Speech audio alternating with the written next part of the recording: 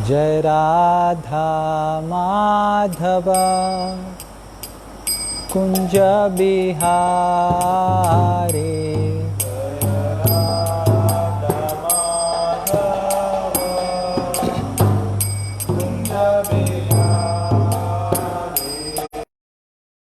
राधा माधव कुंज बिहारी।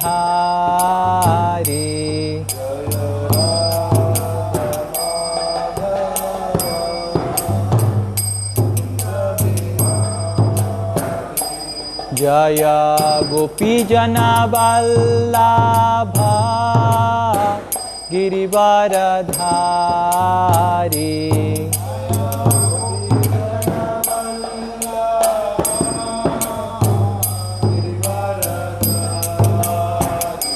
जय गोपी जन वल्लभ गिरिवरधारी।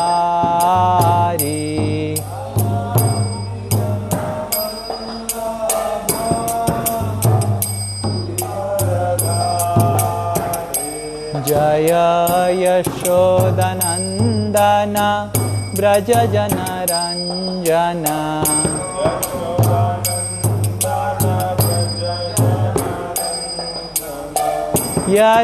यशोदानंदन व्रज जनरंजन।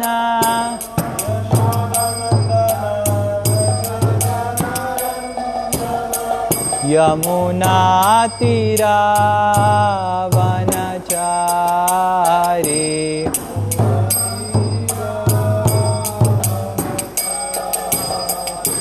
जय राधा माधव कुंज बिहारी।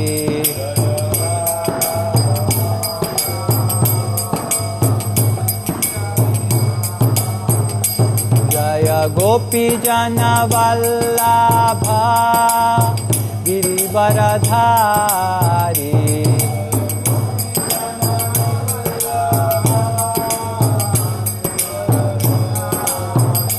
जय यशोदानंदन व्रज जनरंजन।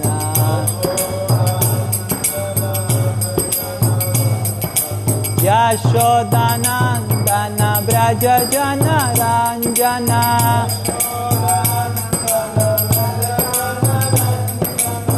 यमुना तीरावनचारी।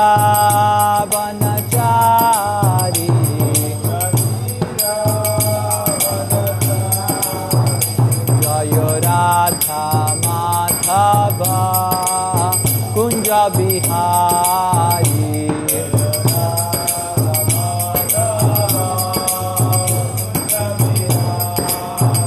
जय गोपी जन वल्लभ गिरिवरधारी।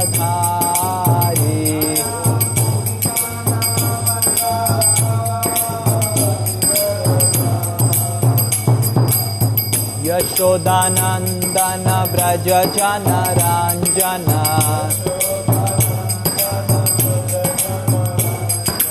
यमुना तीरावनचारी।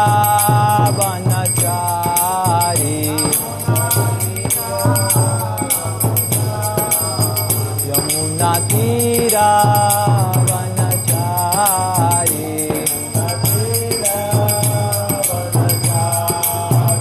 जय राधा रमण राधा रमण श्री राधे।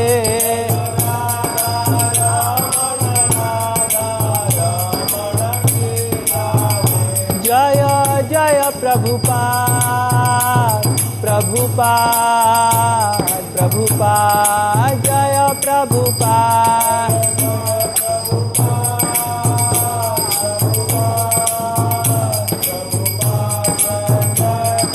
निताई गौरा हरि बोल हरि बोल हरि बोल गौरा हरि बोल।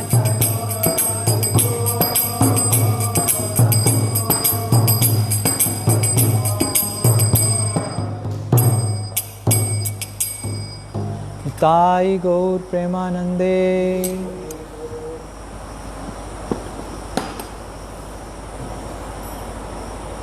ॐ अज्ञानतिमिरान्धस्य ज्ञानाञ्जनशलाकया चक्षुरुन्मीलितं येन तस्मै श्रीगुरवे नमः। नमः ॐ विष्णुपादाय कृष्णप्रेष्ठाय भूतले श्रीमते भक्तिवेदान्त स्वामिनिति नामिने।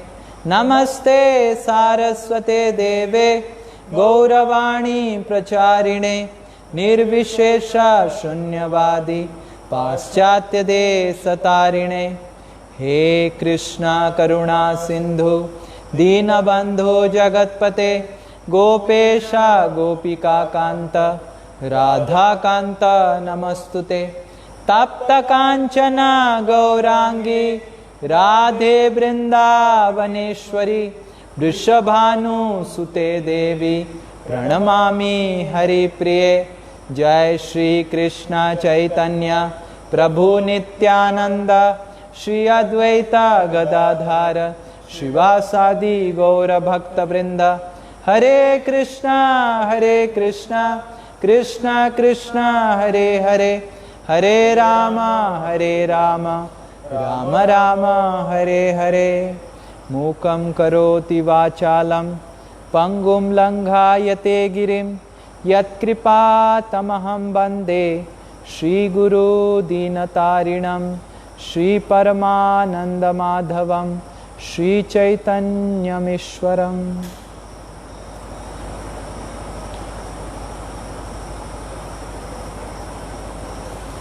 हरे कृष्ण। तो हमने पिछले क्लास में देखा था कि किस तरह श्रील व्यासदेव जी ने बहुत सुंदर तरीके से भागवत का गुणगान किया था। भागवत पठन के बारे में, भागवत में क्या वर्णन किया गया है, हमने CALL के बारे में देखा था कि किस तरह भागवत भगवान की गुण के बारे में बताता है, कैरेक्टरिस्टिक्स ऑफ द लॉर्ड। किस तरह भागवत बताता है कि भगवान कितने अफेक्शनेट है, हाउ कृष्णा कितने करुणामय हैं अपने भक्तों के प्रति। और किस तरह भागवत ये बताता है कि जितने सारे कैटव फॉल्स रिलीजन उसको छोड़ के भगवान के प्रति रति जागृत करना, लॉन्गिंग, ये जीवन का लक्ष्य है। भगवान के प्रति अगर हमारा रति जागृत नहीं हो रहा है तो हमारा जीवन व्यर्थ है, ये भागवत बताता है। और भगवान के साथ किस तरह रिश्ता संबंध स्थापना करना है, अलग अलग लीलाओं से भगवान किस तरह ध्रुव महाराज के साथ, प्रहलाद महाराज के साथ, द्वारका के पत्नियों के साथ, ब्रजवासियों के साथ अलग अलग लीलाओं से भागवत ये सिखाता है कि भगवान के साथ रिश्ता स्थापन करने से ही जीवात्मा को आनंद मिल सकता है। हम सब आनंद की तलाश में हैं। जीवात्मा का वेदांत सूत्र में व्यासदेव बताते हैं कि जीवात्मा का एक गुण होता है आनंदमयो अभ्यासात, कि आनंद की अभ्यास करता रहता है। आनंद की अभ्यास मतलब प्रैक्टिस।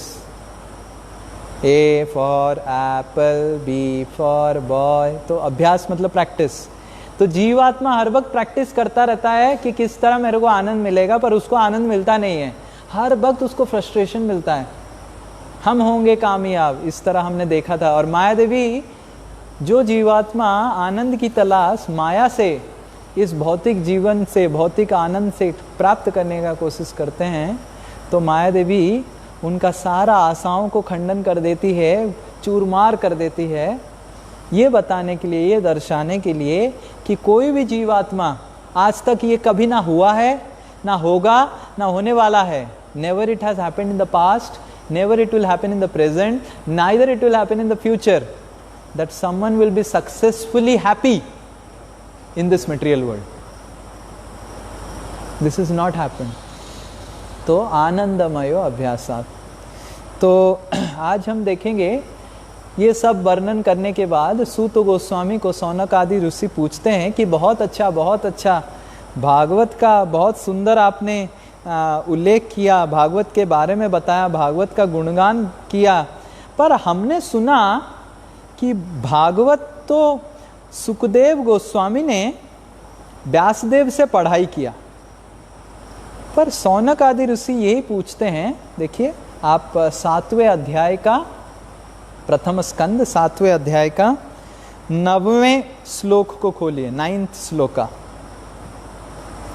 तो सौनक आदि ऋषि पूछ रहे हैं सुत गोस्वामी को कि हमने सुना था कि व्यासदेव ने सुखदेव गोस्वामी को पढ़ाया था, पर हमने ये भी सुना था कि सुखदेव गोस्वामी इतने वैरागी थे कि माता के गर्भ में वो निकल ही नहीं रहे थे, क्योंकि निकलेंगे तो माया में पड़ जाएंगे। तो इतना वैरागी थे कि वो माता के गर्भ से निकल नहीं रहे थे। तो ये सुखदेव गोस्वामी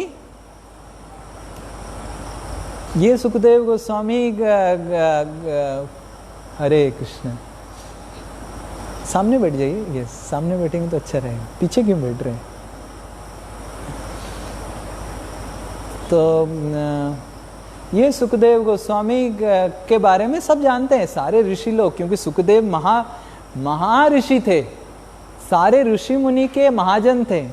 जैसे सारे बॉलीवुड के एक्टर शाहरुख खान को अपना महाजन मानते हैं, तो शाहरुख खान अमिताभ बच्चन को अपना महाजन मानते थे। तो सारे ऋषि लोग नैमिषारण्य के सुखदेव गोस्वामी को अपना ऋषि मानते थे। तो सौनक आदि ऋषि पूछ रहे हैं सुत गोस्वामी को, हमको पता है कि सुखदेव गोस्वामी इतने वैरागी थे कि माता के गर्भ में से निकल नहीं रहे थे, और तो और निकलने के बाद वो कभी पैंट शर्ट नहीं पहने, डायपर नहीं पहने, उन चतुर्दिशा ही उनके लिए कपड़ा था।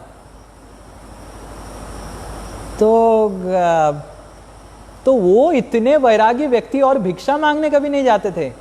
एक जन के घर में, घर के सामने खड़े रहेंगे दूध दुहने के समय तक, मतलब दूध एक बार निकला, 2 मिनट 1 मिनट हो गया, कोई अगर आया उनको कुछ भिक्षा देने के लिए, बस, नहीं तो फिर निकले।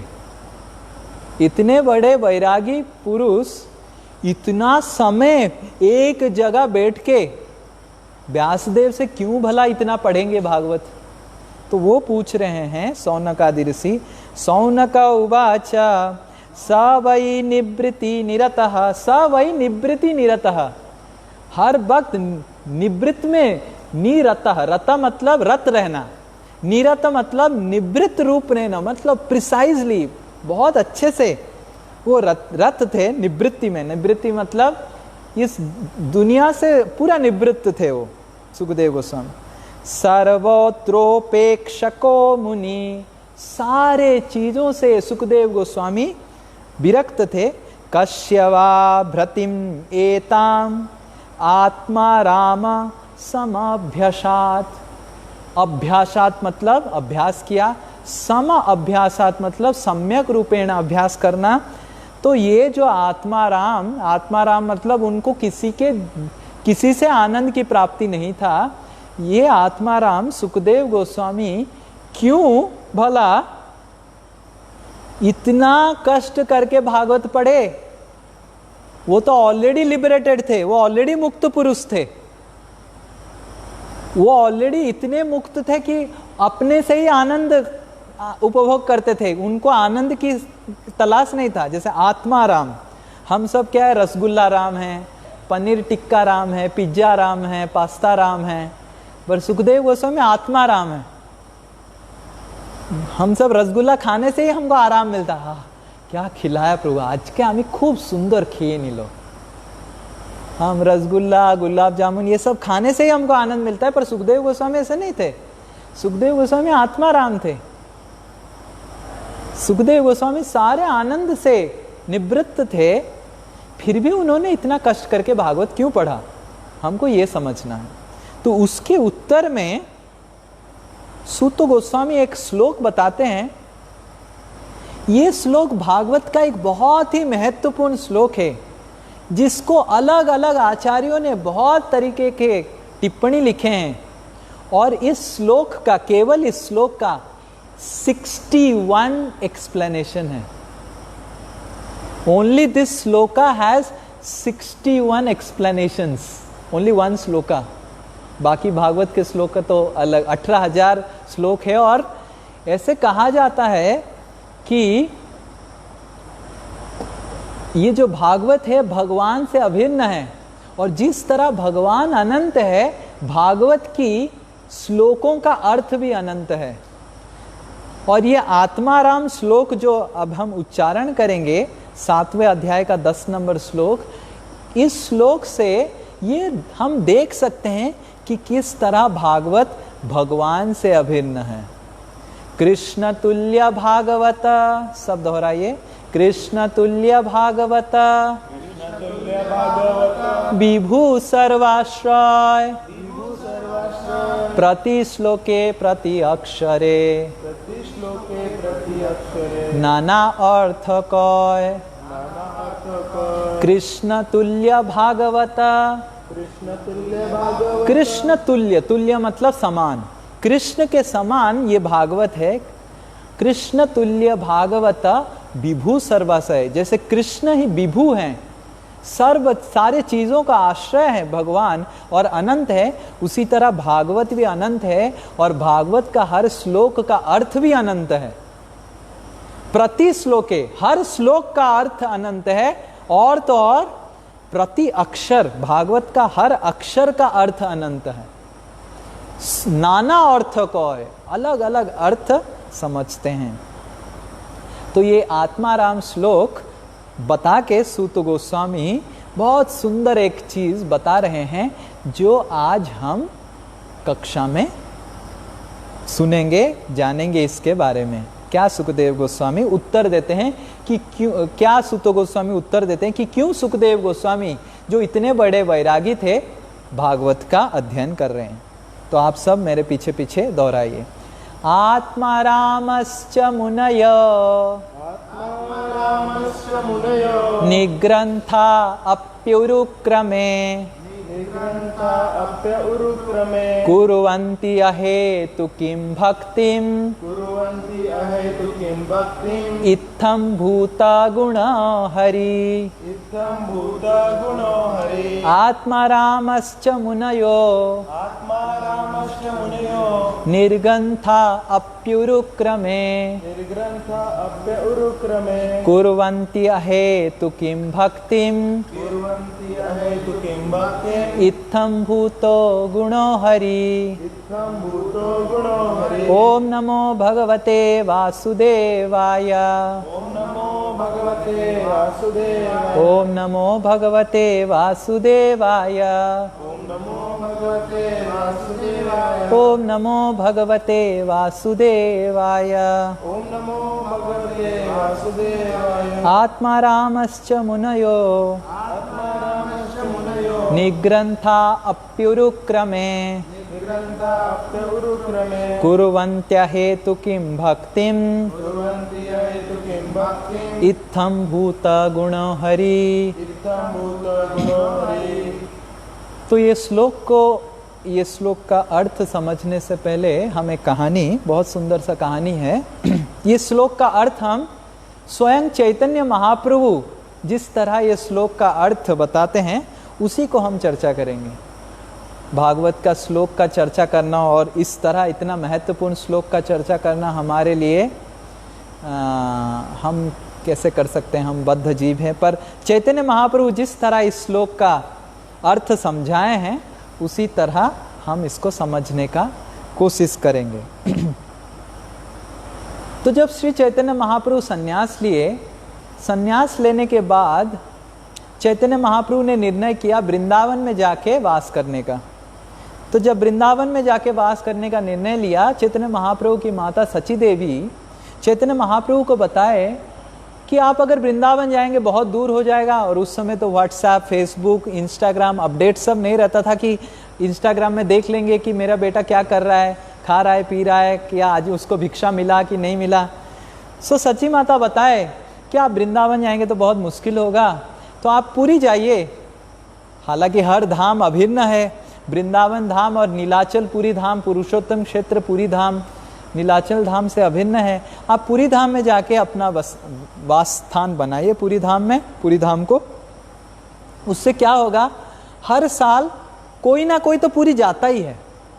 नवद्वीप से अभी भी हम देखते हैं कि बंगाल से जगन्नाथपुरी में जब रथ यात्रा होता है, बहुत सारे लोग कलकत्ता से, बंगाल से जाते हैं रथ यात्रा देखने के लिए।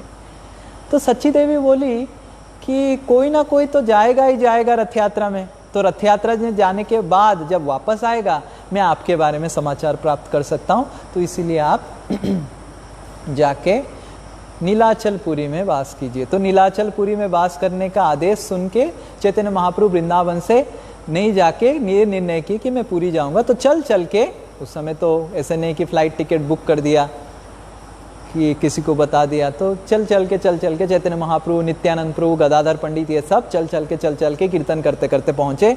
पूरी पहुंचने से कुछ समय पहले चैतन्य महाप्रभु ने संन्यास लिया था और संन्यास दंडा पकड़ा हुआ था। तो नित्यानंद प्रभु को बहुत खराब लग रहा था कि ये भगवान है और भगवान को संन्यास लेने की क्या जरूरत है, और संन्यास तो लिए, डंडा पकड़ने की क्या जरूरत है। सन्यासी को दंडा पकड़ना चाहिए, क्योंकि ये सन्यासी का एक धर्म है कि दंडा पकड़े। पर भगवान तो है चैतन्य महाप्रभु, और भगवान तो ये 3 गुणों से ऊपर है, तो मतलब सन्यास के नियम कानून से भी ऊपर है। और फिर उनको क्यों दंडा पकड़ना? क्यों? दंडा पकड़ने से असुविधा होता है ना। चैतन्य महाप्रभु गाना गाते हैं, फिर दंडा पकड़ के ऊपर उठा के गाना गाना बहुत मुश्किल होता है। तो नित्यानंद प्रभु ने निर्णय किया कि मैं महाप्रभु को दंडा से मुक्त कर दूंगा। तो नित्यानंद प्रभु ने क्या किया, चैतन्य महाप्रभु स्नान करने गए थे और दंडा को नित्यानंद प्रभु को दे दिए, बोले कि आप मेरे दंडा को ख्याल रखिए। और चैतन्य महाप्रभु जब स्नान करके आए वापस, नित्यानंद प्रभु को पूछे कि कहाँ है मेरा दंडा। नित्यानंद प्रभु, कौन सा दंडा, मेरे को तो पता नहीं, कुछ याद नहीं आ रहा। चैतन्य महाप्रभु गुस्सा हो गए, बोले कौन सा दंडा याद नहीं आ रहा, मेरा दंडा देके गया। वो पता नहीं, आप पागलों की तरह नाचते रहते हैं, दंडा के ऊपर गिर गए होंगे, दंडा टूट गया, इसलिए टूट गया था, मैं फेंक दिया।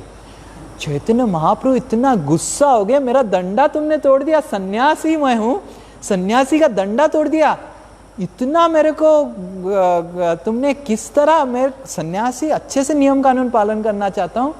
तो नित्यानंद प्रभु बोले आप सन्यासी नहीं, आप भगवान हैं, आपको नियम कानून पालन करने की जरूरत नहीं। तो चैतन्य महाप्रभु और भी गुस्सा हो गए, विष्णु विष्णु चित्कार करने लगे और बोलने लगे तुम्हारे साथ रहूंगा, हर वक्त मेरे को टेंशन मिलेगा, फ्रस्ट्रेशन मिलेगा, मैं आगे निकलता हूं, तुम लोग मेरे पीछे पीछे आओ, या फिर तुम लोग आगे निकलो, मैं तुम्हारे पीछे पीछे जाऊंगा। तो नित्यानंद प्रभु बोलने लगे आप तो भगवान हैं, स्वराट हैं, आप आगे जाइए, हम पीछे पीछे जाएंगे। तो चैतन्य महाप्रभु तब से दौड़ने लग गए। ये पुरी के 10 किलोमीटर पहले ये लीला हुआ था। चंदनपुर करके एक भार्गवी नदी है जहाँ पे चैतन्य महाप्रभु ने स्नान किया था। तो चैतन्य महाप्रभु दौड़ने लग गए। अब जब चैतन्य महाप्रभु दौड़ के डायरेक्ट चैतन्य महाप्रभु भगवान जगन्नाथ मंदिर के अंदर प्रवेश कर लिया, और अंदर प्रवेश करके डायरेक्ट पूरा जगन्नाथ जी का जैसे ही दर्शन किए, चैतन्य महाप्रभु इतने भाव विह्वल हो गए, जगन्नाथ जी का दर्शन करके ही उधर मूर्छित हो गए। और सारे पुजारी लोग बोले कौन आ गया, मूर्छित हो गया, ऐसे डर जाएगा ना, कोई जोर जोर से दौड़ के आ रहा है और तुरंत दुर करके गिर जा रहा है, मर गया, क्या हो गया, कैसे हो गया। सारे पुजारी लोग आ गए, हाहाकार हो गया, हल्ला हो गया। तो पुजारी लोग बोले हाय हाय हाय हाय, मर गया कोई तो क्या होगा। तो जगन्नाथपुरी के उस समय के जो मेन गुरु थे, राजगुरु थे, उनका नाम था सार्वभौम भट्टाचार्य। ये राजगुरु थे, महाराज प्रताप रुद्र के गुरु थे, और वो जगन्नाथपुरी के मेन रूल मेकर थे, मतलब कैसे पूजा होना चाहिए, क्या होना चाहिए। तो उनके पास खबर आया कि ऐसे एक सन्यासी आए, गिर गया है, मर गया है शायद, क्या हो गया। तो तुरंत सार्वभौम भट्टाचार्य भी आए कि कौन आ गया। तो सार्वभौम भट्टाचार्य चैतन्य महाप्रभु का रूप देख के बोले वाह कितने सुंदर, इतना कम उम्र में 7 फुट के थे चैतन्य महाप्रभु, सोने के रंग के थे और इतने हैंडसम थे। तो सार्वभौम भट्टाचार्य सोचने लग गए 24 साल का इतना सुंदर बालक सन्यास लिया है, कैसे अपना सन्यास मेंटेन करेगा भाई, बहुत सारे रूपवती कन्या इसके पीछे भागेंगी, क्या होगा। तो इससे तो मेरे को अच्छा लगता है कि मैं इतना सुंदर नहीं हूँ। बहुत एक सन्यासी के लिए अगर बहुत सुंदर हो जाता है तो बहुत बड़ा थोड़ा भय की स्थिति आ जाता है। तो सार्वभौम भट्टाचार्य सोचने लग गए अरे इतना सुंदर, इतना सुशील और ये गिर गया है। तो सार्वभौम भट्टाचार्य एक कॉटन लेके नाक के पास रखे, ये देखने के लिए कि जिंदा है कि नहीं, और देखे कि सांस चल रहा है। सर्वभौम भट्टाचार्य को पता चला कि ये कुछ भगवान की भक्ति का भाव में मूर्छित है। तो सर्वभौम भट्टाचार्य ने चैतन्य महाप्रभु का अपने घर में ले लिए, और घर में जब ले लिए और उनका सेवा करने लग गए, और चैतन्य महाप्रभु इस तरह मूर्छित थे। पीछे पीछे नित्यानंद प्रभु आके सुने कि इस तरह चैतन्य महाप्रभु मूर्छित हो गए, गिर गए। सर्वभौम भट्टाचार्य के घर में वो भी पहुंच गए, और जब पहुंचने लग गए कीर्तन चालू कर लिए, कीर्तन चालू कर जोर जोर से कीर्तन हुआ। फिर चैतन्य महाप्रभु उठ गए। उठने के बाद नित्यानंद प्रभु चैतन्य महाप्रभु सबको बोले कि अरे मैं मूर्छित हो गया था, ऐसे होके फिर वापस चले गए। उसी समय सर्वभौम भट्टाचार्य का जो साला था वो चैतन्य महाप्रभु का चरण पकड़ के रोने लग गया, हे भगवान चिल्लाने लग गया। सर्वभौम भट्टाचार्य बोले भगवान, ये तो आम आदमी की तरह दिख रहा है, भगवान कैसा? तो सर्वभौम भट्टाचार्य अपने साला जो गोपीनाथ आचार्य हैं उनके साथ बहस करने लग गए कि काहे का भगवान? हमने तो सुना है कलयुग में अंत में भगवान आएंगे, कलयुग के अवतार होंगे, कल की आएंगे, और शुरू में कहां से भगवान आ गए? कहां पे लिखा हुआ है भगवान? तो गोपीनाथ आचार्य अलग अलग शास्त्रों का वर्णन करके बता रहे थे कि किस तरह कलयुग के प्रथम संध्या में भी भगवान आते हैं और संकीर्तन यज्ञ को स्थापना करते हैं, और वही चैतन्य महाप्रभु हैं जो आए हैं। तो सर्वभौम भट्टाचार्य को विश्वास नहीं हुआ कि अरे सब फेंक रहा है। साला और जीजाजी में अलग संपर्क रहता है वो, तो इसीलिए कभी कभी किसी को गाली मारते हैं तो क्या बोलते हैं? साला कैसे काम कर रहा है। साला और जीजाजी का जो संबंध रहता है अति प्रिय रहता है। मैं देखा हूँ खुद बहुत, पर मैं साला नहीं बन पाया क्योंकि मैं संन्यास ले लिया, तो मेरे जीजाजियों को वो रिश्ता आदान प्रदान करने का मौका मैं नहीं दे पाया। पर ये एक रिश्ता है साला और जीजाजी का। तो सर्वभौम भट्टाचार्य बोले अरे ऐसे ही फेंक रहा है, कुछ भी बोल रहा है।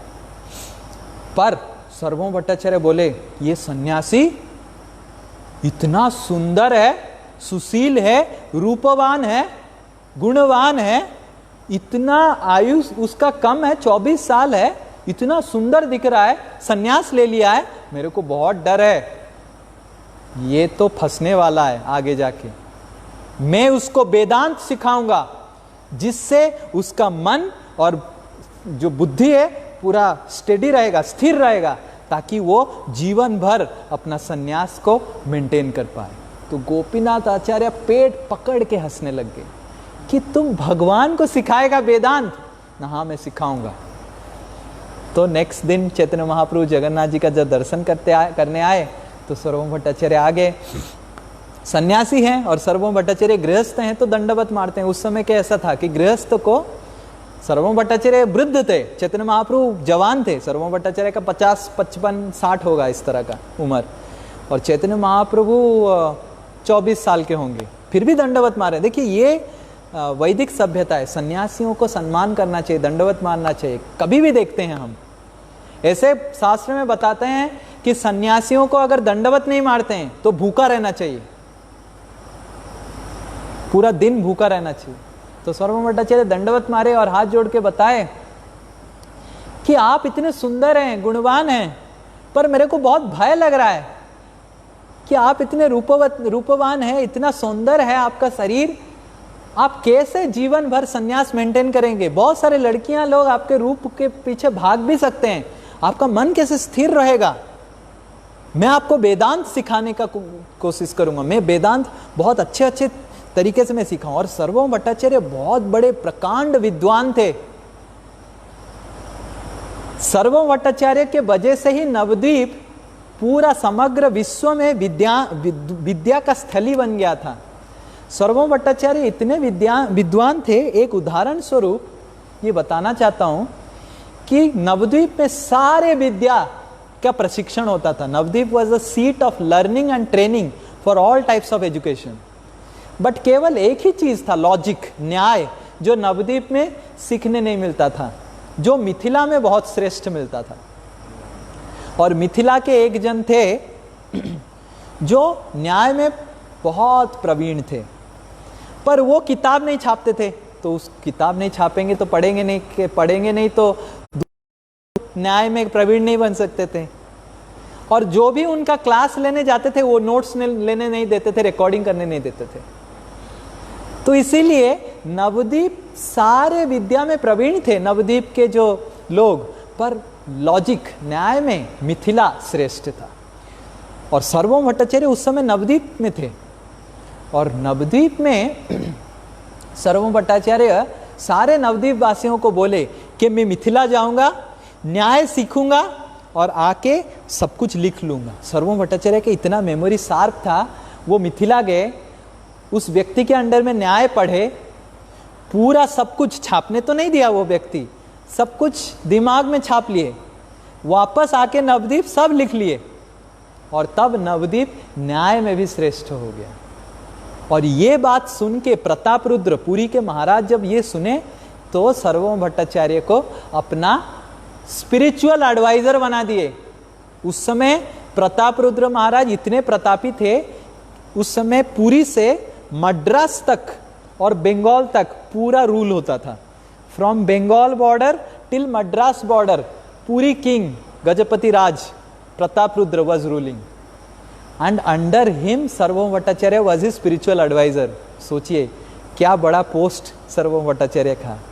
और इस तरह का प्रवीण विद्वान व्यक्ति सर्वभौम भट्टाचार्य चैतन्य महाप्रभु को वेदांत सूत्र बताने के लिए बताए, और भगवान को सिखाने के लिए बता रहे हैं। तो चैतन्य महाप्रभु हाथ जोड़ के बहुत विनयी हैं, भगवान चैतन्य महाप्रभु बहुत विनय अवतार हैं, विनय सिखाने आए हैं। और चैतन्य महाप्रभु हाथ जोड़ के बोले आप मेरे पिता समान हैं, तो मैं जरूर आपसे सीखने आऊंगा। तो चैतन्य महाप्रभु आते हैं सर्वभौम भट्टाचार्य के घर, हर दिन सुबह प्रातः में आते हैं, प्रातः से लेके दोपहर तक सर्वभौम भट्टाचार्य चैतन्य महाप्रभु को वेदांत सूत्र का प्रशिक्षण देते हैं। चैतन्य महाप्रभु एक ऊंचा आसन पे बैठे रहते हैं और सर्वभौम भट्टाचार्य नीचे बैठे रहते हैं। सन्यासियों को ऐसा ही, सन्यासियों को ऊंचा का स्थान दिया जाता है। और पूरा 7 दिन लगातार सर्वभौम भट्टाचार्य चैतन्य महाप्रभु को सिखाते हैं। और चैतन्य महाप्रभु कुछ ना हूं ना हाँ, जैसे मैं अभी क्लास ले रहा हूं तो पवन प्रभु हाँ बता रहे हैं, चंद्र प्रभु थोड़ा दांत दिखा रहे हैं, तो मतलब मेरे को समझ रहा है कि आप सब क्लास समझ रहे हैं। अंदर जो ऑनलाइन है मेरे को तो समझ में नहीं आ रहा है कि कौन क्या सो रहा है, कि सुन रहा है, कि क्या कर रहा है। पर कोई अगर हूँ बोलता है, हंस रहा है, दांत दिखा रहा है, मतलब समझ रहा है कुछ। तो चैतन्य महाप्रभु ऐसे बैठे थे और ना आवाज निकाल रहे थे, ना आंख खोल रहे थे, सो नहीं रहे थे, सो गया तो ऐसे हो जाएगा ना, ऐसे शांति से बैठे रहे थे, ना हूँ कर रहे हैं, ना चू कर रहे हैं, ना दांत दिखा रहे हैं, ना कुछ नहीं बोले। और सर्वभौम भट्टाचार्य समझा रहे हैं। 7 दिन के बाद सर्वभौम भट्टाचार्य महाप्रभु को पूछे कि मैंने 7 दिन लगातार आपको शिक्षा दिया, 6-6 घंटा हर दिन, आपको क्या समझ में आ रहा है? तो चैतन्य महाप्रभु बताए सर्वभौम भट्टाचार्य को, श्लोक तो मेरे को समझ में आ गया, पर आपका जो टिप्पणी है श्लोक का अर्थ जो बता रहे वो समझ में नहीं आ रहा है। श्लोक समझ में आ रहा है, पर जो श्लोक का जो आप अर्थ बता रहे हैं वो मेरे को समझ में नहीं आ रहा है। जिस तरह सूर्य बहुत आलोक के स्रोत हैं, पर सूर्य के सामने में अगर आंख लगा दूंगा सूर्य दिखाई देगा क्या? उसी तरह आप जो श्लोक बता रहे हैं वो सूर्य के समान है, पर आपका जो अर्थ है आंखों के ऊपर पट्टी लगाने की तरह है, और वो समझ में नहीं आ रहा है। सर्वभौम भट्टाचार्य जब चैतन्य महाप्रभु से सुने, समझ रहे हैं, he is world famous scholar, and क्योंकि चैतन्य महाप्रभु सन्यासी हैं तो वो विनय भाव से चैतन्य महाप्रभु को पूछे तो आप बताइए। तो चैतन्य महाप्रभु बताते हैं भूल जाइए बहुत सारा श्लोक, मैं एक श्लोक का उदाहरण बताता हूं। आत्मा रामश्च मुनयो, आज का श्लोक जो हम पाठ कर रहे हैं, मैं बस एक ही श्लोक का अर्थ बताऊंगा। और ये एक जो श्लोक है चैतन्य महाप्रभु सर्वभौम भट्टाचार्य को 18 अलग अलग अर्थ बताए, 18 अलग अलग अर्थ बताए। और जब सर्वभौम भट्टाचार्य 18 अलग अलग अर्थ इस श्लोक का सुने, सर्वभौम भट्टाचार्य का इंटेलेक्चुअल शॉर्ट सर्किट हो गया, बुद्धि का पूरा शॉर्ट सर्किट हो गया कि बोला कोई अगर ऐसा कर सकता है मतलब ये स्वयं भगवान है। उसी समय सर्वभौम भट्टाचार्य चैतन्य महाप्रभु के पैर पकड़ लेते हैं, चरण पकड़ लेते हैं और चरण पकड़ के रोने लगते हैं कि मेरे साला गोपीनाथ आचार्य बताता था कि आप भगवान हैं, अभी मेरे को पता चला है स्वयं भगवान है, आप मेरे को छुपाइए मत, आप दर्शन दीजिए। तो चैतन्य महाप्रभु उस समय सर्वभौम भट्टाचार्य का अपना षड्भुज रूप दिखाते हैं। हम पवन प्रभु को अनुरोध करेंगे ये षड्भुज रूप का फोटो ग्रुप में डाल देने के लिए। षड्भुज रूप दिखाते हैं। षड्भुज रूप में 2 हाथ 6 हाथ है, षड्भुज। 2 हाथ राम का है, 2 हाथ कृष्ण का है और 2 हाथ चैतन्य महाप्रभु का है। इस तरह का दर्शन सर्वभौम भट्टाचार्य को भगवान दिखाते हैं। तब से सर्वभौम भट्टाचार्य भगवान का बहुत बड़ा भक्त बन जाते हैं। फिर भगवान सनातन गोस्वामी को भी ये श्लोक का अर्थ बताते हैं और सनातन गोस्वामी को चैतन्य महाप्रभु ने 61 वैरायटीज ऑफ एक्सप्लेनेशन बताते हैं। आज अगर हम 61 एक्सप्लेनेशन वर्णन करेंगे तो शायद रात खत्म होके नेक्स्ट दिन का सुबह हो जाएगा। हम देखेंगे कितना हो सके, जितना हो सके हम इस श्लोक का अर्थ हम देखेंगे। तो हमने एक PDF शेयर किया है जहाँ पे कुछ ये श्लोक 11वां भाग में, ये श्लोक में 11 शब्द है जो चैतन्य महाप्रभु बताते हैं। देखिए, आत्मा राम मुनयः निग्रंथ अपि च उरुक्रम कुर्वन्ति अहेतुकी भक्ति इत्थम्भूत गुण और हरि। इस श्लोक के 11 पाठ है, मतलब शब्द है। तो चैतन्य महाप्रभु ये सारे 11 शब्द को अलग अलग तरीके से बताते हैं। मैं एक श्लोक उच्चारण करेंगे और फिर उसका अर्थ समझेंगे। पहले आत्मा राम मुनयो, इस तरह we will do in sequence. पहले हर शब्द का हम अर्थ देखेंगे, उसके बाद पूरा श्लोक का अर्थ देखेंगे। चैतन्य महाप्रभु ने इस तरह सर्वभौम भट्टाचार्य को और सनातन गोस्वामी को समझाया है ये श्लोक। और क्योंकि ये श्लोक इतना महत्वपूर्ण है, हम आज का कक्षा और मैं भी देखेंगे अगले दिन का भी कक्षा इसी के ऊपर ही इसी को ही डिस्कस करेंगे। देखते हैं कितना आज हम इसको कवर कर सकते हैं। आत्मा रामश्च मुनयो निग्रंथा अप्युरुक्रमे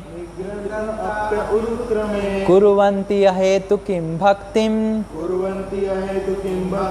इत्थं भूतो गुणो हरि। तो इस श्लोक में 11वां शब्द है। 11वां शब्द का अलग अलग अर्थ अलग अलग श्लोक में चैतन्य महाप्रभु सनातन गोस्वामी को बताते हैं। तो हम पहले आत्मा शब्द का अर्थ देखेंगे। ये श्लोक में देखिए, आत्मा राम, आत्मा शब्द का क्या अर्थ होता है। आत्मा शब्दे ब्रह्म देह मन जत्न धृति, आत्मा शब्दे ब्रह्म देह मन जत्न धृति, बुद्धि स्वभाव एई सात अर्थ प्राप्ति, बुद्धि स्वभाव एई सात अर्थ प्राप्ति।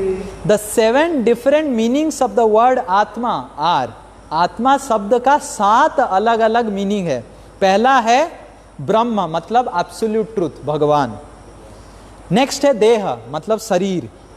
नेक्स्ट है यत्न, मतलब मन। नेक्स्ट है मन, मतलब माइंड। नेक्स्ट है यत्न, मतलब एंडेवर। नेक्स्ट है धृति, धृति मतलब स्टेडीनेस, फर्मनेस और स्टेडीनेस, मतलब स्थैर्यता। बुद्धि मतलब इंटेलिजेंस। स्वभाव मतलब अपना नेचर। तो ये 7 अलग अलग अर्थ है केवल आत्मा का। पहले हम सब अलग अलग शब्द का अर्थ देख लेंगे, फिर उसके बाद जोड़ेंगे उसको। एई साते रमे जई सही आत्मा राम गण, आत्मा राम गणेर आगे करिब गणन, आत्मा राम गणेर आगे करिब गणन। आत्मा रमयति इति आत्माराम, यही साते रमे जेई सही आत्माराम, जो इससे आनंद प्राप्त करने का कोशिश करता है वो है आत्माराम। आराम मतलब आनंद, आत्माराम मतलब आत्मा से जिसको आनंद मिलता है। आत्मा मतलब एक होता है भगवान, मतलब भगवान से जिसको आनंद मिलता है। एक होता है शरीर, मतलब शरीर से जो आनंद जो भोग करने का, जो रसगुल्ला खाता है, ये खाता है वो। जैसे हम एक रसगुल्ला से बाप रे हमारा फिर हरे कृष्ण हो जाता है। एक रसगुल्ला से ज्यादा हम नहीं खा सकते हैं, पर कुछ लोग 25, 30, 40 खाए हैं। 2 पूरी खाने से हमारा हरे कृष्ण हो जाता है। कुछ लोग 50 पूरी खा लेते हैं। तो वो उनको किस तरह का आत्माराम बताया जाएगा? उनके लिए आत्मा क्या होगा? शरीर। फिर उसी तरह आत्मा मन को भी बोलता है। कुछ लोग मन के आनंद में बहुत ध्यान देते हैं। मन को आनंद मिलना चाहिए, आहा मन मेरा आनंदित होना चाहिए। म्यूजिक सुनते हैं, आहा क्या गाना गाया, ओ हो मन की आनंद। या फिर खेल देखते हैं, क्रीड़ा देखते हैं, क्रिकेट देखते हैं, ये मन की आनंद है। एंडेवर, कुछ लोग कुछ एंडेवर करते हैं तो उनको आनंद मिलता है। कुछ लोग स्थैर्यता में उनको आनंद मिलता है। ठीक है, सब हो जाएगा, धीरे सुस्ते सब हो जाएगा, इसमें किसी को आनंद मिलता है। और कुछ लोग अपने स्वभाव से आनंद जागृत करते हैं। मेरा स्वभाव है, मेरे को कला अच्छा लगता है, मतलब ड्राइंग अच्छा लगता है, मेरे को आनंद ड्राइंग से मिलता है, उसका कला करना स्वभाव है। किसी को बुद्धि में आनंद मिलता है, साइंटिस्ट लोग। तो इस तरह 7 प्रकार की आत्मा है, तो 7 प्रकार के आत्माराम है। तो इस तरह भगवान आत्माराम शब्द का अर्थ बता रहे हैं चैतन्य महाप्रभु कि 7 प्रकार के आत्माराम हैं। मुनि शब्दे मननशील आर कहे मौनी, तपस्वी व्रती जति आर ऋषि मुनि। चैतन्य महाप्रभु अभी मुनयो मतलब मुनि शब्द का अर्थ बता रहे हैं। मुनि शब्दे मननशील मतलब थॉटफुल, वन इज वेरी मनन करता रहता है, सोचता रहता है, ये क्यों हुआ, ये ऐसा क्यों नहीं हुआ, थॉटफुल। मुनि शब्दे मननशील मतलब ग्रेव, साइलेंट। आर कहे मौनी मतलब साइलेंट। तो मुनि शब्द का एक अर्थ होता है ही इज थॉटफुल, मननशील, और एक अर्थ होता है शील मतलब grave, sober, very gentle, sober. और एक मुनि शब्द का अर्थ होता है मौनी, साइलेंट। और एक मुनि शब्द का अर्थ होता है तपस्वी, तपस्या बहुत करता है। और एक मुनि शब्द का होता है व्रती, व्रत बहुत करता है, सोमवार, शुक्रवार, रविवार अलग अलग व्रत करता है। जति मतलब सन्यासी, और एक सन्यासी को भी मुनि बताते हैं। और ऋषि को भी, एक संत को भी मुनि बताते हैं। तो इस तरह का अलग अलग प्रकार मुनि शब्द है। ठीक है, फिर निग्रंथ क्या है? निग्रंथ शब्दे कहे अविद्या ग्रंथि ही न, विधि निषेध वेद शास्त्र ज्ञानादि विहीन। निग्रंथ, नि शब्द मतलब एक्युमुलेशन या फिर अब्नेगेशन। अभी ये इसका हिंदी कैसे बताऊं? नी मतलब आइदर यू एक्युमुलेट या फिर रिजेक्ट। ग्रंथ मतलब ग्रंथि, नॉट। तो निग्रंथ मतलब वन हु इज जकड़ा हुआ या वन हु इज फुल्ली मुक्त। समझ में आ गया? निग्रंथ मतलब वन हु इज बहुत जकड़ा हुआ है इस दुनिया से। निग्रंथ ऑल्सो मतलब जो ये पूरा दुनिया से मुक्त है। ग्रंथ मतलब नॉट, ग्रंथि है तो नहीं, ग्रंथ में गांठ शब्द, गांठ का संस्कृत वर्जन है ग्रंथ।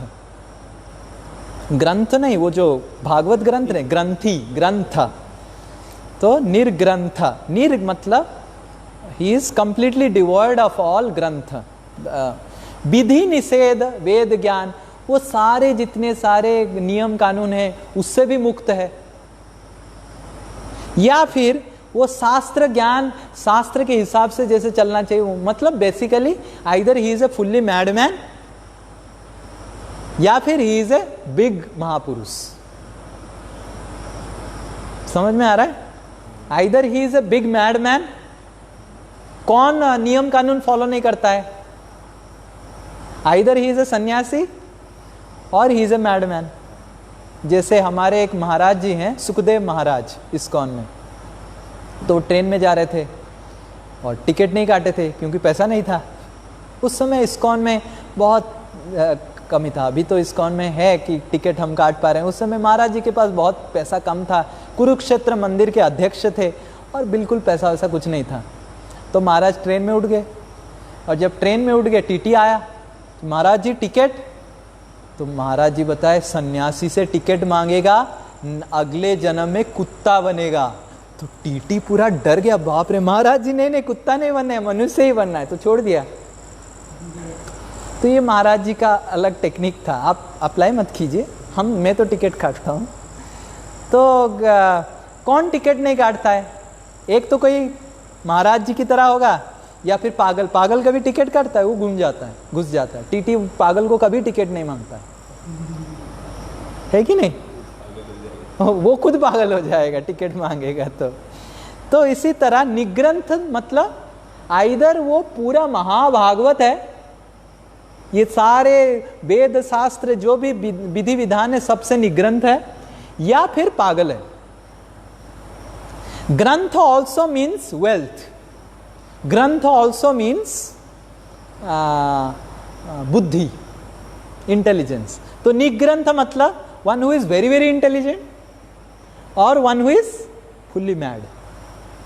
निग्रंथ also means one who is very very rich person और one who is completely poor person. तो वो नेक्स्ट वर्स में भी चैतन्य महाप्रभु बोलते हैं, मूर्ख नीच म्लेच्छ आदि शास्त्र रिक्तगण, धन संचय निग्रंथ आर ए निर्धन। तो मूर्ख भी निर्ग्रंथ होता है, नीच भी निर्ग्रंथ होता है, म्लेच्छ भी होता है, और ये सारे दुनिया से जो परे है वो भी निर्ग्रंथ होता है। धन संचयी मतलब जिसके पास बहुत धन इकट्ठा किया है वो भी निर्ग्रंथ होता है, और निर्धन मतलब जिसका धन नहीं है वो भी निर्ग्रंथ होता है।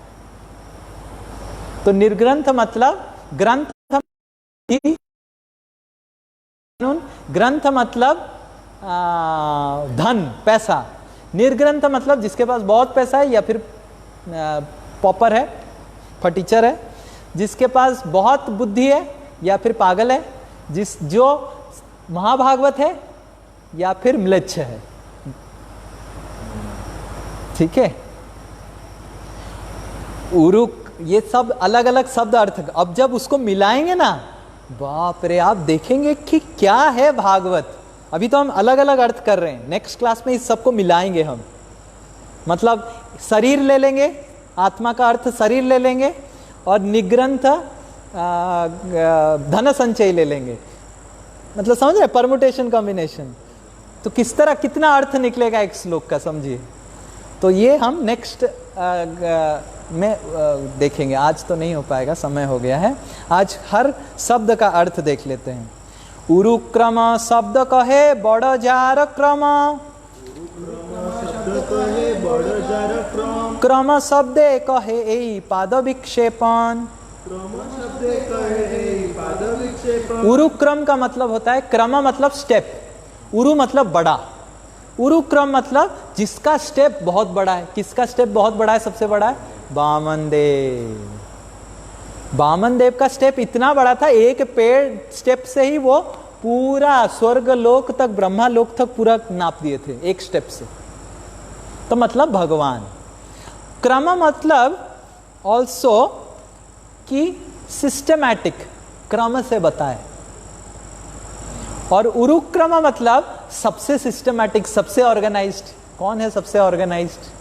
भगवान ऐसे ऑर्गेनाइज्ड है, भगवान का सृष्टि ऐसे ऑर्गेनाइज्ड है, इतना हार्मोनियस है। आज तक कभी भी हिस्ट्री में ऐसा नहीं हुआ कि सूर्य उदय नहीं हुआ है और लोग घड़ी देख रहे हैं, अरे क्या हो गया, 6 बज गया, सूर्य उदय नहीं हुआ है। तो वो उरुक्रम मतलब जिसका क्रम सबसे उरु है, जिसका सिस्टम सबसे सिस्टमैटिक है, ज्यादा। क्रम मतलब सिस्टम है, तो ना क्रम से बताया, सिस्टम, सिस्टमैटिक। और क्रम मतलब फोर्स, मतलब स्ट्रॉन्ग, पावर। और उरुक्रम मतलब who is very very powerful. क्रम मतलब ऑल्सो स्टेप, और उरुक्रम मतलब जो हर स्टेप में अलग अलग कर्म करता है, अलग अलग लीला करते हैं। भगवान है ना, हर स्टेप में भगवान अलग अलग लीला करते हैं। पदम पदम में भगवान इतना इतना लीला किए हैं। ब्रज में आप जाएंगे, 84 कोस है ब्रज, 84 कोस में अनंत लीलाएं भगवान ने किया है। हर क्रम में भगवान का अलग अलग लीला है, ये भगवान का इसलिए उरुक्रम है। तो इसी तरह देखिए, उरुक्रम शब्द का ही इतना अर्थ है। क्रम मतलब शक्ति, क्रम मतलब स्टेप, क्रम मतलब सिस्टमैटिक, उरु मतलब शक्तिशाली। शक्ति कंप परिपाती जुक्ति शक्ति आक्रमण, चरण चलने काम पाइल त्रिभुवन। क्रम also means power, trembling, systematic method, argument, a forcible attack by stepping forward. और उरुक्रम मतलब जिसका हर स्टेप के ऊपर अलग अलग आर्ग्यूमेंट बताया जा सकता है कि नहीं, भगवान ने ऐसे स्टेप लिया, क्यों लिया। You can make one thesis, और कोई और एक थीसिस कर सकता है। और इस तरह हुआ है। हम जब 10वें स्कंद में जाएंगे, ऐसे बताया जाता है कि पूतना जब भगवान को देखने आई, उठाने आई, तो भगवान ने आंख बंद कर दिया। मतलब एक स्टेप क्या हुआ भगवान का, आंख बंद किया। और शास्त्र में बताया जाता है, एटलीस्ट हमारे आचार्य लोग 14 से ज्यादा रीजन बताते हैं कि भगवान ने आंख क्यों बंद किया। कोई आचार्य बताते हैं कि भगवान ने आंख बंद कर दिया कि रामचंद्र जब आया था तब लेडीज फर्स्ट किया था ताड़का, अभी कृष्ण आया फिर से लेडीज फर्स्ट। बाबा, मेरा तो पूरा इज्जत चला जाएगा, इसलिए आंख बंद कर दिया। मैं नहीं देखना चाहता हूँ, मेरा इज्जत क्या होगा रे बाबा, लेडीज फर्स्ट हर समय करना पड़ रहा है मेरे को। तो इस तरह अलग अलग अलग अलग 14 अलग अलग रीजन बताएं कि भगवान ने आंख क्यों बंद किया पूतना को मारने से पहले। तो मतलब हर क्रम में, हर स्टेप में भगवान का इतना आर्ग्यूमेंट है, इतना आप थीसिस लिख सकते हैं। और भगवान का हर क्रम इतना शक्तिशाली होता है। तो इस तरह उरुक्रम का अलग अलग विवरण हो सकता है। कुर्वन्ति पद ऐ परस्मै पद है, कृष्ण सुख निमित्त भजने तात्पर्य कहाय। और कुर्वन्ति का अर्थ मतलब कुर्वन्ति किसी के लिए कुछ करना, कुर्वन्ति मतलब किसी के लिए कुछ करना। और जब कृष्ण सुख के लिए करते हैं वो कुर्वन्ति क्या हो जाता है, अहेतु की भक्ति हो जाता है। देखिए, कुर्वन्ति के बाद क्या शब्द आता है, अहेतु की भक्ति। तो कुर्वन्ति मतलब करना, किसी के लिए करना। जैसे पवन प्रभु आज मेरे लिए फेसबुक रिकॉर्डिंग में साहाय्य किए, मतलब कुर्वन्ति। पर पवन प्रभु ने फेसबुक रिकॉर्डिंग में कुर्वन्ति किया, मतलब किया, मेरे लिए साहाय्य किया। नेक्स्ट, हेतु शब्द कहे भुक्ति आदि वांछानंतरे, भुक्ति सिद्धि मुक्ति मुख्य ए 3 प्रकारे।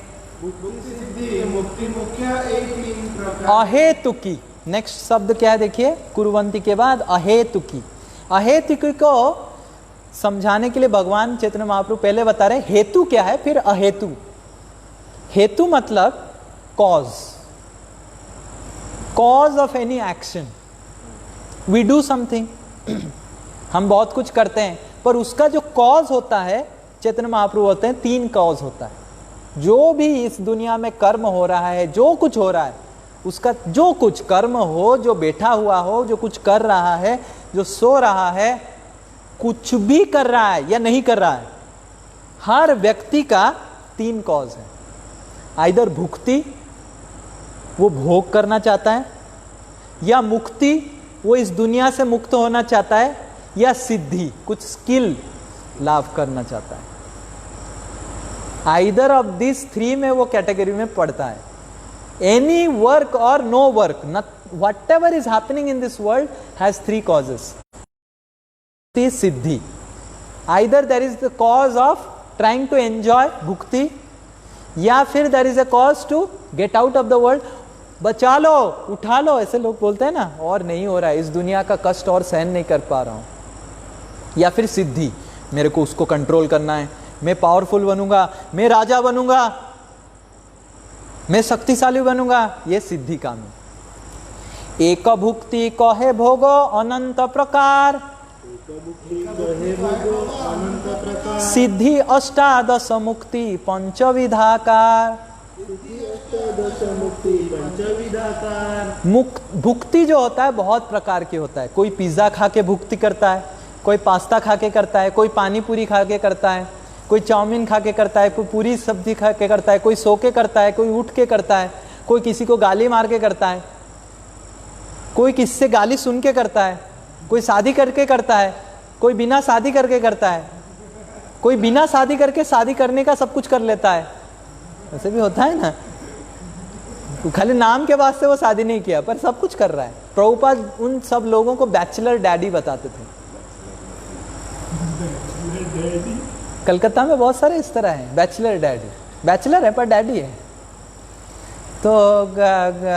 तो इस तरह भुक्ति अनेक प्रकार है, इतने प्रकार हैं कि चैतन्य महाप्रभु बोले मैं वर्णन नहीं कर सकता हूँ। और सिद्धि अष्टादश है, 18 टाइप के सिद्धि आशा है। सिद्धि मतलब स्किल सेट, अनीमा, लघीमा, बड़े से बड़ा, छोटे से छोटा। जैसे एक सिद्धि है, मैं इधर बैठा हुआ हूँ कैलकाटा में, और मैं क्या करूँगा, दिल्ली में करण प्रभु क्या कर रहे हैं, और करण प्रभु ने थाई करी बनाया है, तो मैं ऐसे हाथ बढ़ाऊँगा और करण प्रभु का थाई करी खा लूँगा। तो ये एक प्रकार का सिद्धि है। वसती एक सिद्धि है, मतलब मैं वश में कर दूंगा किसी को, फिर मैं जो बोलूँगा वही करेगा। तो इस तरह का 18 प्रकार की सिद्धियां हैं। और अष्टादश, और मुक्ति 5 प्रकार की मुक्ति है। सायुज्य मुक्ति, सारूप्य मुक्ति, सालोक्य मुक्ति, सारिष्टि मुक्ति और सामीप्य मुक्ति। ये 5 प्रकार की मुक्ति है। उसमें नहीं जाएंगे, हम तृतीय स्कंद में जब पढ़ेंगे इसके बारे में एलैबोरेटली डिस्कस करेंगे, अभी नहीं करते हैं क्योंकि आज का कक्षा दूसरे चीज़ के लिए। तो हेतु मतलब भुक्ति का हेतु, मुक्ति का हेतु या फिर सिद्धि का हेतु। अहेतु की मतलब जिसमें कुछ भी हेतु नहीं, नो कॉज। तो नो कॉज मतलब किसके लिए, फिर कृष्ण के लिए सिर्फ। हमने पढ़ा था भक्ति मतलब अहेतु की भक्ति, अनअलॉयड। मतलब मैं कुछ आशा के लिए भगवान का भक्ति नहीं कर रहा हूं कि हे भगवान आज मेरा ग्रोसरी नहीं आया, ग्रोसरी भिजवा दो। हे भगवान मेरा सैलरी नहीं आया, सैलरी भिजवा दो। हे भगवान मेरे को ये करवा दो, वो करवा दो। ग्रोसरी लिस्ट की तरह तालिका के साथ हम भगवान के पास नहीं, वो भुक्ति कामी है। या फिर मुक्ति है, भगवान मेरे को उठा दो, इस दुनिया से बहुत कष्ट मिल रहा है, उसके लिए भी भगवान का भक्ति अहेतु की नहीं होता है। और दूसरा है क्या, सिद्धि। हे भगवान मेरे को शक्तिशाली बना दो, आई बिकम पावरफुल, वो भी गलत है। तो अहेतु की भक्ति मतलब ए जहां नहीं तहा भक्ति अहेतु की, जहाँ होते बस है श्री कृष्ण कौतिकी। देखिए ये श्लोक कितना सुंदर है। एई जहाँ नहीं, ये जहाँ पे नहीं है, कि कौन जहाँ पे नहीं है, भुक्ति मुक्ति सिद्धि का जो कामना है जहाँ पे नहीं है वो भक्ति अहेतु की भक्ति कहलाता है। जिस भक्ति में भुक्ति की कामना नहीं है, मतलब भोग करने का कामना नहीं कि मेरे को भगवान ये दे दो वो दे दो, जिस भक्ति में मुक्ति की कामना नहीं, हे भगवान मेरे को सारे कष्टों से मुक्त कर दो, जिस भक्ति में सिद्धि की कामना नहीं, उस भक्ति को अहेतु की भक्ति कहते हैं। और उस भक्ति से बस होए, बस मतलब कंट्रोल में आ जाता है कौन? कृष्ण कौतुकी। कृष्ण जो कौतुक हैं, कृष्ण जो सबको माया में, कृष्ण का माया में सब नाच रहे हैं, पर जो अहेतु की भक्ति करता है वो कृष्ण को नचा सकता है। कृष्ण अपने माया से सबको नचा रहे हैं इस दुनिया में, पर कृष्ण को कौतुकी मतलब एंटरटेनमेंट करवा, कृष्ण को अपने एंटरटेनमेंट में लगा सकता है। कौतुकी मतलब समझ रहे हैं? कौतुक, एंटरटेनमेंट। अहेतु की भक्ति करेंगे तो कृष्ण आपके लिए एंटरटेनमेंट करेंगे, एंटरटेन करेंगे आपको। जैसे गोपी लोग भगवान को बोलते हैं, हे कृष्णा उठ डांस कर, थोड़ा सा मिठाई देंगे ज्यादा नहीं देंगे, तो कृष्ण बोले हाँ हाँ डांस करता हूँ। कुछ गोपी लोग बोलते थे, हे जाके लेके आ मेरे लिए, तो हाँ क्या लेके आना है? वो पीढ़ा लेके आ, मेरे लिए पानी लेके आ, तो हाँ पानी लेके। भगवान जो सबको कंट्रोल कर रहे हैं, गोपी और ब्रजवासियों के पूरा कंट्रोल में थे, क्योंकि वो भगवान का अहेतुकी भक्ति कर रहे हैं। ये श्लोक का ये अर्थ है, अहेतुकी का अर्थ ये है। भक्ति शब्द अभी क्या क्या अर्थ हो गया देखिए, अहेतुकी हो गया, अभी भक्ति का अर्थ बता रहे हैं। भक्ति शब्देर अर्थ है 10 विधाकार, एक साधना प्रेम भक्ति नव प्रकार। तो भक्ति 10 प्रकार के होते हैं। चैतन्य महाप्रभु बोले भक्ति शब्द अर्थ, भक्ति शब्द जो अर्थ होता है 10 प्रकार की भक्ति है। एक होता है साधना भक्ति और 9 प्रकार की प्रेम भक्ति है। साधना भक्ति हम जो कर रहे हैं, साधना के साथ प्रभु जी ने बोला है क्या कर सकते हैं, हरे कृष्ण तो करना ही पड़ेगा, करना ही पड़ेगा। प्रभु जी ने बोला है, प्रभु जी ने बोला हरे कृष्ण करने से प्रेम जागृत होगा, पर प्रेम जागृत नहीं हो गया, पर करना ही पड़ेगा। क्या करें, प्रभु जी के सामने सबके सामने बता दिया था मैं किस माला करूंगा। ये है साधना भक्ति। और प्रेम भक्ति क्या है? 9 प्रकार के प्रेम भक्ति हैं। एक है रति, रति मतलब भगवान के प्रति रति जागृत हो गया। उसके बाद है प्रेम, उसके बाद है स्नेह, उसके बाद है मान, उसके बाद है प्रणय, उसके बाद है राग, उसके बाद है अनुराग, उसके बाद है भाव, उसके बाद है महाभाव। ये मत पूछिए ये सब क्या है, ये मैं समझा नहीं सकता हूँ। एक जन्म बीत जाएगा फिर भी आप समझ नहीं पाएंगे, because this is experiential learning. ये और ऐसे बताया जाता है कि महाभाव जो लास्ट में है वो केवल राधा रानी के पास है और कोई एक्सपीरियंस नहीं करता है महाभाव। गोपी लोग भी एक्सपीरियंस नहीं करते हैं महाभाव, नहीं, गोपी लोग ही केवल महाभाव एक्सपीरियंस करते हैं। राधा रानी के पास एक ही केवल है मादनक्य महाभाव। ये प्रेम का चरम सीमा है, भगवान का भक्ति का चरम सीमा। ये जो 9 प्रकार की है ये अलग अलग ऊंचा ऊंचा स्तर है। पहले रति, सबसे निम्न स्तर रति मतलब भगवान के प्रति आसक्ति। माला तो कर रहा हूं पर भगवान के प्रति रति नहीं है, मन इधर उधर भटक रहा है, मतलब आप साधना भक्ति कर रहे हैं। जब रति आ जाएगा मन भटकेगा ही नहीं। हे भगवान हरे कृष्णा कृष्ण कृष्ण हरे हरे, हरे राम राम राम हरे हरे। वो रति का स्टेज है कि मन इधर उधर भटकेगा ही नहीं। और उसके ऊपर प्रेम, मतलब प्रेम से अश्रु बहने लग जाएगा। हे भगवान, भगवान दर्शन करने लग जाएंगे, भगवान का बातचीत सुनाई दे जाएगा आप सबको। ये आप सबका हो रहा है क्या? नहीं हो रहा है ना, तो मतलब साधना भक्ति कर रहे हैं। उसके बाद स्नेह, आपके शरीर में विकार स्टार्ट हो जाएगा स्नेह से। उसके बाद प्रणय, आप बातचीत करने लगेंगे। राग, अनुराग, भाव, महाभाव। और ये महाभाव केवल गोपियों में ही दिखाई देता है और राधा रानी में केवल मादनक्य महाभाव दिखाई देता है। ये 9 प्रकार की ऊंचा ऊंचा स्तर है, जो हमारे लिए परे है। हम तो किंडरगार्टन के हैं, पर चैतन्य महाप्रभु ये सब कुछ हमको देने के लिए फ्री में आए हैं। अगर हम अच्छे से भक्ति करेंगे, श्रील प्रभुपाद जी का पद कमल जैसे जैसे बताएं उसको पालन करेंगे, तो जरूर महाभाव स्टेज में पहुंच सकते हैं इसी जीवन में। इत्थम भूत शब्देर अर्थ पूर्ण आनंदमय, जार आगे ब्रह्मानंद तृण प्राय है। इत्थम भूत मतलब पूर्ण आनंद, मतलब ऐसा आनंद, इतना आनंद कि इस भौतिक शरीर से जो कष्ट मिलता है, उस कष्ट जब चला जाता है तो हमको एक आनंद मिलता है। देखा है, इस शरीर हमको कभी कभी कष्ट देता है, जब शरीर का कष्ट चला जाता है हमको एक प्रकार का आनंद मिलता है, तो उसको मुक्ति का आनंद बोलते हैं। तो उसी तरह ये संसार से जब मुक्त हो जाते हैं तो हमको एक आनंद मिलता है, तो वो आनंद एक ड्रॉप होता है ये भगवान का भक्ति का आनंद के कंपैरिजन में। तो वो है इत्थम भूत। इत्थम भूत मतलब अगर आनंद को आप दूध के साथ तुलना करेंगे, इत्थम भूत मतलब खोया। समझ में आ गया? ये सिंपल उदाहरण है आपको समझने के लिए कि इत्थम भूत क्या है। इत्थम भूत मतलब आनंद अगर मिल्क है, इत्थम भूत खोया है। आप समझ रहे हैं ना, मावा समझते हैं ना, मावा कंडेंस्ड मिल्क, बस।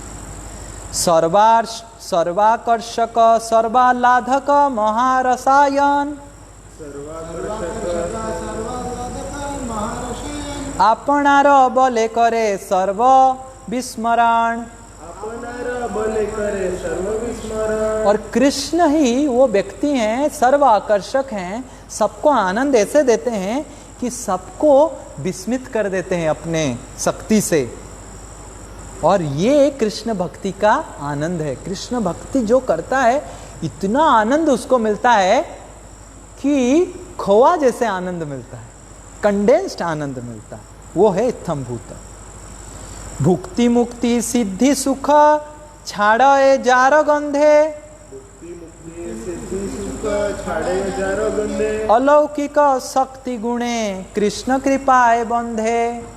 अलौकिक शक्ति गुणे कृष्ण कृपाए बंधे। और भगवान का अलौकिक भक्ति इतना शक्तिशाली है कि जो भोग कर रहा है, जो मुक्ति की कामना कर रहा है, सिद्धि की कामना कर रहा है, सब छोड़ छाड़ के भगवान के पीछे पड़ जाता है।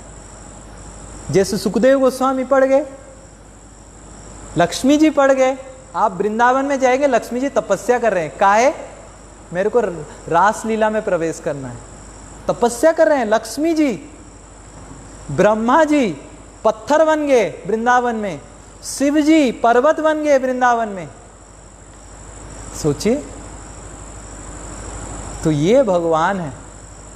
तो भगवान का आकर्षण इतना तीव्र है, पागल हो गए हैं, पागल हो जाते हैं, क्योंकि इतना आनंद मिल रहा है, इसलिए तो पागल। हमने वो आनंद कभी उपभोग नहीं किया है, इसलिए।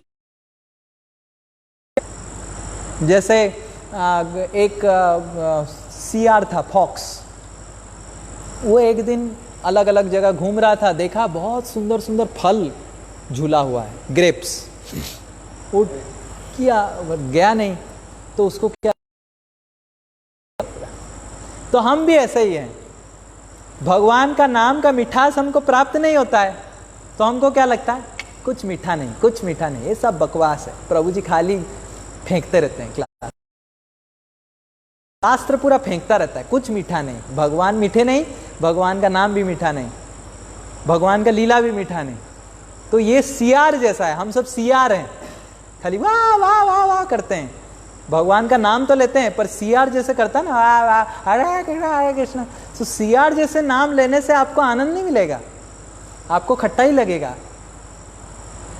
पर नम्रता से, विनय पूर्वक से, अगर प्रार्थना पूर्वक भगवान का नाम लेंगे तो जरूर आनंद उपभोग करेंगे, नहीं तो भगवान का नाम क्या लगेगा, खट्टा है। तो इधर बता रहे हैं कि भुक्ति मुक्ति सिद्धि का जो सब आनंद है, भगवान की भक्ति के सामने, भगवान का नाम के सामने, लीला के सामने, रूप के सामने सब फीका पड़ जाता है। गुण शब्देर अर्थ कृष्णेर गुण अनंत सच्चिद रूप गुण सर्व पूर्णानंद। गुण का मतलब कृष्ण का गुण, और कृष्ण का गुण क्या है? सच्चिदानंद। ये दुनिया से परे है। और कृष्ण का अलौकिक गुण इतना है कि सबको आकर्षित कर देता है। मतलब पेड़ पौधे, गाय, मनुष्य तो छोड़ दो, देवता तो छोड़ दो, बड़े बड़े महाभागवत तो छोड़ दो, पेड़ पौधा गाय भी आकर्षित हो जाते थे भगवान का। और हमने देखा है चैतन्य महाप्रभु जब वृंदावन जा रहे थे, शेर लोग भी आकर्षित हो गए थे, नृत्य करने लग गए थे हरे कृष्ण करके। श्रील प्रभुपाद जी उधर बताते हैं कि चैतन्य महाप्रभु ने शेरों को डांस करवा दिया हरि नाम में। मैं एटलीस्ट मनुष्य को तो डांस करवा दूं, इसीलिए मैं विदेश आया हूं। तो अलौकिक रूप रस सौरभादि गण कारो मन कोनो गुणे करे आकर्षण। तो भगवान के अलौकिक गुण है, रूप है, और किसको कैसे भगवान आकर्षित करेंगे कोई बता नहीं सकता है। किसी को भगवान अपने रूप से आकर्षित करते हैं, है कि नहीं? किसी को भगवान अपने गुण से आकर्षित करते हैं, किसी को भगवान अपनी कृपा से आकर्षित करते हैं, किसी को भगवान अपने ज्ञान से आकर्षित करते हैं। भगवान का अलग अलग गुण है और सबको भगवान आकर्षित करते रखते हैं। और इसीलिए भगवान का नाम है कृष्ण। सर्व आकर्षति इति कृष्ण, जो सबको आकर्षण करे। तो ये क्या क्या हो गया देखिए, आत्माराम हो गया, मुनो हो गया, निग्रंथ हो गया, उरुक्रम हो गया, कुरुवंती हो गया, अहेतुकी हो गया, भक्ति हो गया, इत्थम भूत गुण हो गया। अभी हरि। हरि शब्दे नाना अर्थ दुई मुख्यातम। हरि का शब्द का अलग अलग अर्थ है। जैसे हरि अनंत है, हरि कथा अनंता, हरि नाम भी अनंत है। ऐसे हम गाते हैं ना, हरि अनंत हरि कथा अनंता कहई सुनई बहुविध साधु संता। हरि का अर्थ नाना है, नाना अर्थ है हरि का, अनंत अर्थ है, पर दो मुख्य है। क्या दो है? चैतन्य महाप्रभु बता रहे हैं। सर्वमंगल हरे प्रेम दिया हरे मन।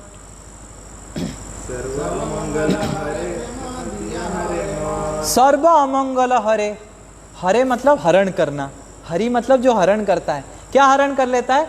सारा हमारा जीवन का, हमारा हृदय का, हमारा भाग्य का जितना सारा अमंगल है सब हरण कर लेते हैं हरि, वो है हरि। और हमारा मन को हरण कर लेते हैं, मन को हरण करके प्रेम हमको देते हैं, ये है हरि। तो दो अर्थ है, हमारे जीवन से, हृदय से, भाग्य से सारा अमंगल हर लेते हैं, और हमारा मन को हर के प्रेम हमको देते हैं। प्रेम दिया हरे हरि। और बचा दो शब्द, एक अपी, और ये च और अपी चैतन्य महाप्रभु अभी बताएंगे और एंड करेंगे। अलग अलग शब्द का अर्थ सोचिए, 11 शब्द का कितना कितना अर्थ है। चान वाचये समाहारे अन्योन्यार्थे च समुच्चये यत्नांतरे तथा पाद पुराणे अपि अवधारणे। The word cha is used to connect. Cha मतलब and. Also cha also means to give a sense of aggregation. मतलब to give a sense of मतलब stress. जैसे स्ट्रेस देना, इसलिए भी cha यूज होता है। To assist the meaning, एक आपने बता दिया, उसको असिस्ट करने के लिए और एक शब्द बताया, एडजेक्टिव, कुछ और बताएंगे। To give a collective understanding, okay ये भी था, वो भी था, वो भी था, तो सब कुछ नहीं बता के च। जैसे जन्मादि अस्य मतलब जन्म च, मतलब जन्म भी हुआ और कर्म भी किया, बहुत कुछ किया, च। तो ये सब अलग अलग अर्थ है च का। अपि संभावना प्रश्न अपि संभावना प्रश्न शंका गर्हा समुच्चये शंका गर्ह समुच्चये तथा युक्त पदार्थेषु तथा युक्त पदार्थेषु कामचार क्रियासु च कामचार क्रियासु च अपि संभावना प्रश्न। अपि मतलब संभावना, संभावना मतलब शायद ऐसे हो सकता है, जरूर होगा। प्रश्न मतलब ओ डाउट। शंका मतलब डाउट, प्रश्न मतलब क्वेश्चन, गर्हा मतलब एग्रीगेशन मतलब स्ट्रेस, तथा युक्त पदार्थेषु अप्रोप्रिएट एप्लीकेशन ऑफ थिंग्स। तो इस तरह अपि शब्द का अलग अलग अर्थ है जो इधर चैतन्य महाप्रभु सनातन गोस्वामी को बताते हैं। तो इस तरह चैतन्य महाप्रभु सनातन गोस्वामी को 11 शब्द का अलग अलग अर्थ बताते हैं, और अगले कक्षा में हम देखेंगे कि इस तरह हर शब्द को उठा के किस तरह ये श्लोक को अलग अलग अर्थ निकाल सकते हैं। हम कुछ कुछ अर्थ हम देखेंगे, पूरा सब अर्थ तो नहीं देख पाएंगे, नहीं तो इधर ही हमारा पूरा साल भर का भागवत क्लास खत्म करना पड़ेगा। अगले क्लास में इन सबको हम समन्वय करेंगे। समन्वय समझते हैं, मिलाएंगे, मतलब आत्मा का एक वर्ड का अर्थ ले लेंगे, बाकी सबको जोड़ के देखेंगे कि क्या हर अर्थ निकाल रहा है, और देखेंगे कि आप ये समझाने का रीजन ये है, लक्ष्य ये है कि हम ये समझना चाहते हैं कि भागवत कितना, ऐसा नहीं कि कोई कोई बोलता है कि यार जैसे हम कभी कभी क्लास लेने जाते हैं, क्या करने जाते हैं, लोग बोलते हैं ओ प्रभु जी आए हैं, और क्या बोलते हैं ये भक्ति जो है माताओं का काम है, लेडीज लोगों का काम है। जनरली मेल में हम जब क्लास लेने जाते हैं, ladies are very interested, male members होते हैं ये तो ताली मारना है, सेंटिमेंटलिज्म कुछ है, लोग ऐसे बोलते हैं, है कि नहीं? ये तो लेडीज लोग, आप चले जाओ ना, मैं पीछे पीछे आऊँगा। उनको क्या लगता है, हाँ प्रभु जी आएंगे, थोड़ा पूजा अर्चना करेंगे, घंटी बजाएंगे, प्रभु जी भी पागल, और हम मेरी लड़कियों लोगों को भेज दो, और थोड़ा खाना बनाएंगे। खाना बनाने किसका काम है? पर भगवान के लिए खाना बनाना लड़कियों का खाली शुद्ध काम नहीं है, ये जीवात्मा का कर्म है। और हम देखते हैं कि बहुत सारे प्रभु जी लोग सोचते हैं कि ये सब सेंटिमेंटल है, पर हम देखते हैं कि भक्ति सेंटिमेंटल नहीं है, कितना ज्ञान भरा हुआ है। देखिए कितना भगवान का भक्ति सबसे ऊंचा है। कोई कोई सोचता है कि पढ़ना चाहिए, पठन करना चाहिए अलग तरीके से, पर भगवान का भक्ति करना मतलब सबसे ऊंचा स्तर है। कभी भी हमको नहीं समझना चाहिए this is some sentimental activity. It's not a sentimental activity, it's the most rational, thoughtful activity to render devotional service to Lord. भक्ति में हाँ इमोशंस बहुत होता है कि नहीं? पर those emotions are not emotions of this world. Those emotions have lot of scriptural and scientific and intellectual knowledge, basis of knowledge is there behind those emotions. वो कोई भावुकता नहीं है, भक्ति कुछ भावुकता नहीं है। जैसे कोई भावुक व्यक्ति, जैसे कोई एक भावुक लड़की एक लड़का के पीछे भाग रहा है, उसी तरह भक्ति भी भगवान के पीछे उस तरह भागना, उस तरह नहीं है। Bhakti is the most thoughtful process, scientific process, and the emotions involve in the bhakti are also very scientific. It's not just a sentimental activity. It's the most scientific expression of emotions. It's the most scientific expression of emotions. ये सारे चीज़ों का मैं हिंदी में बता नहीं सकता हूँ क्योंकि मेरा इतना हिंदी स्ट्रांग नहीं है. हम किसी को अनुरोध करेंगे ये सारे चीज़ों को हिंदी में अनुवाद कर लीजिए आप. बट भक्ति is the most scientific expression of our emotions to Krishna. It's not a sentimental activity to be done by ladies. हम देखते हैं, हम जब क्लास करते हैं बहुत सारे लेडीज आ जाते हैं और प्रभु जी लोग इतने इंटरेस्टेड नहीं ना, प्रभु जी आएंगे थोड़ा कीर्तन करेंगे, ताली मारना. हमारा क्या काम ताली मारना है? हम कंपनी में काम करेंगे, बड़ा कुछ डिस्कशन करेंगे, बड़ा कुछ रॉकेट भेजेंगे, अरे तुम रॉकेट भेजेगा फिर मर जाएगा, क्या करेगा रॉकेट भेज के। लोग सोचते हैं कि रॉकेट भेजना, कुछ ज्ञान की बात करना, घुमा फिरा के बात करना, वो बहुत इंपॉर्टेंट है। ताली मारना क्या इंपॉर्टेंट है, ये तो लड़कियों का काम है, मेरी वाइफ चली जाएगी। हाँ करते हैं, हम देखते हैं 90% तो लेडीज लोग रहते हैं। प्रभु जी लोग तो आते नहीं, लास्ट में आएंगे प्रसाद लेने के लिए। क्यों? क्योंकि वाइफ तो इधर आ गई, घर में तो कुछ बनाया नहीं, क्या करें, हम भी आ जाते हैं खाने के लिए। वो सोचते हैं कीर्तन करना, माला करना, ये सब लड़कियों का काम है, ये भक्ति सब लड़कियों का काम है, लड़कियों का काम नहीं है। जो ऐसे सोचता है वो पागल है। Bhakti is the most scientific expression of our one's loving emotions to Krishna and it has lot of science involved. हाँ तुमको पता नहीं इसलिए तुम सोचता है क्या है, खाली तो ताली मारना है। क्या ताली मारना है? उस ताली मारने में क्या विज्ञान है, वो जब पढ़ेंगे तब जानेंगे। इतना बड़ा विज्ञान है, बड़े मुनि जो सुखदेव गोस्वामी भी भगवान का नाम ले रहे हैं, कीर्तन कर रहे हैं, हम तो 4 मनुष्य हैं। तो bhakti is not just a sentimental activity, bhakti is the most scientific activity and expression of our loving emotions to Krishna. तो ये गलत फहमी से हमको दूर रहना चाहिए। और नेक्स्ट क्लास में हम देखेंगे कि किस तरह ये श्लोक का अलग अलग अर्थ निकल सकता है। इस शब्द को अलग अलग अर्थ को जोड़ के अलग अलग हम अर्थ निकल सकते हैं। हरे कृष्णा कृष्ण कृष्ण हरे हरे, हरे राम राम राम हरे हरे। जय श्रीमद् भागवत महापुराण, जय श्रील सुखदेव गोस्वामी की, समवेत गौर भक्त वृंद की, निताई गौर प्रेमानंदे। हरे